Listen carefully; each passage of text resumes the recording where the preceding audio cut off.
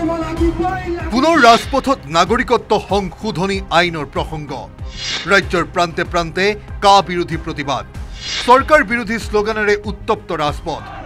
নাগৰিকত্ব সংশোধনী আইনৰ বিৰোধিতাৰে গৰজি উঠিছে দল সংগঠন বীৰ লাচিত সেনাৰ কেন্দ্ৰীয় সমিতিৰ আহ্বান মৰ্মে গোলাঘাট জিলা শাখাই আয়ুক্ত কাৰ্যালয়ৰ সমীপত কৰিলে নাগৰিকত্ব সংশোধনী আইন 2019 বাতিলৰ দাবী অন্যথা অনাগত সময়ত জংগী আন্দোলনৰ হুংকাৰ গোলাঘাট জিলা বীৰ লাচিত সেনাৰ খিলঞ্জীয়া ৰাইজ হিচাপে আমি চলি আজি 43 বছৰে আমি বিদেশীৰ বোজা আমি আজি কান্ধত লৈ আছোঁ ইয়াৰ পিছতো বৰ্তমান পৰিপ্ৰেক্ষিতত কেন্দ্ৰীয় চৰকাৰে গৃহ মন্ত্ৰালয়ৰ ফালৰ পৰা 1 ছেপ্টেম্বৰ তাৰিখে তেওঁলোকে নিৰ্দেশনা জাৰি কৰিছে যে বৰ্তমান সময়ত আৰু 10 বছৰ তেওঁলোকে সময়সীমা বৃদ্ধি কৰিব লাগে বৃদ্ধি কৰাৰ লগে লগে তেওঁলোকে 2024 চনৰ 31 ডিচেম্বৰলৈকে তেওঁলোকে সময়সীমা নিৰ্ধাৰণ কৰিছে এই কথা কিন্তু বীৰ লাচিত সেনা অসমে কেতিয়াও মানি নলয় বঙাইগাঁৱতো কা সম্পূৰ্ণ বাতিলৰ দাবীত প্ৰতিবাদত নামিল বীৰ লাচিত সেনাৰ জিলা সমিতি বঙাইগাঁৱৰ বৰপাৰা ৰাজহুৱা খেলপথাৰৰ পৰা জিলা আয়ুক্ত কাৰ্যালয়লৈ কা বাতিলৰ দাবীৰে ওলাল প্ৰতিবাদী সমদল জিলা আয়ুক্তৰ জৰিয়তে ভাৰতৰ প্ৰধানমন্ত্ৰীলৈ স্মাৰক পত্ৰ প্ৰদানৰ নিমিত্তে ওলাই আহিল বীৰ লাচিত সেনাৰ নলবাৰী জিলা সমিতি জিলা পুথিভঁৰালৰ পৰা আয়ুক্তৰ কাৰ্যালয়লৈ প্ৰতিবাদী সমদল আগুৱাই নিলে সংগঠনটোৱে নলবাৰী জিলা উপায়ুক্তৰ মহোদয়ৰ জৰিয়তে ভাৰতবৰ্ষৰ প্ৰধানমন্ত্ৰী নৰেন্দ্ৰ মোদী ডাঙৰীয়ালৈ আমি এখন স্মাৰক পত্ৰ প্ৰদান কৰিম আৰু স্মাৰক পত্ৰ প্ৰদানৰ জৰিয়তে আমি এক দাবী জনাব বিচাৰিছোঁ যে আপোনালোকৰ যে ৰাজনৈতিক যে ষড়যন্ত্ৰ সেই ষড়যন্ত্ৰ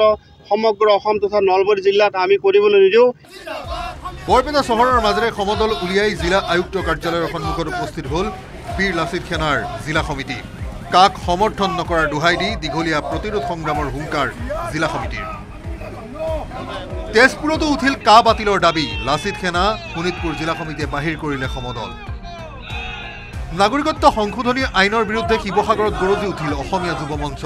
ভোটৰ সমীকৰণত চৰকাৰে নিজৰ সিদ্ধান্তত অটল থকাৰ অভিযোগ অসমীয়া যুৱ মঞ্চৰ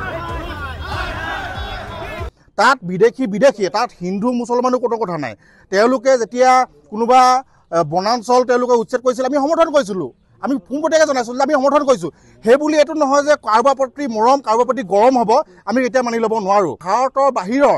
কেইবাখনো দেশৰ পৰা তেওঁলোকে হিন্দু শৰণাৰ্থীসকলক আনি ইয়াত সংস্থাপন দি তেওঁলোকে ভৱিষ্যত দিনত ভোট বেংকৰ সৃষ্টিৰ এটা পৰিকল্পনা কৰিছে এইটো কেতিয়া আমি সহ্য কৰিব নোৱাৰোঁ প্ৰতিবাদেৰে কম্পিত হ'ল মহানগৰীৰ চচলৰ ধৰ্ণাস্থলী অনুপ্ৰৱেশ আৰু বিদেশী ৰেহাই আদেশ 2025 আৰু কা বাতিলৰ দাবীৰে কৃষক মুক্তি সংগ্ৰাম সমিতি আৰু ছাত্ৰ মুক্তি সংগ্ৰাম সমিতিৰ ধৰ্মঘট কাৰ্যসূচী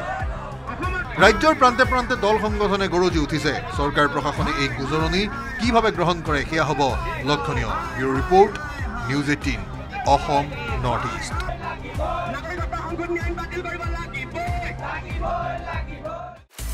আপুনি বিচৰা বাতৰি পাব কেৱল নিউজ 18 এপত নিউজ 18 এপ ডাউনলোড কৰিবলৈ স্কেন কৰক এই QR কোড গুগল প্লে ষ্টৰতো পাব এই নিউজ 18 এপ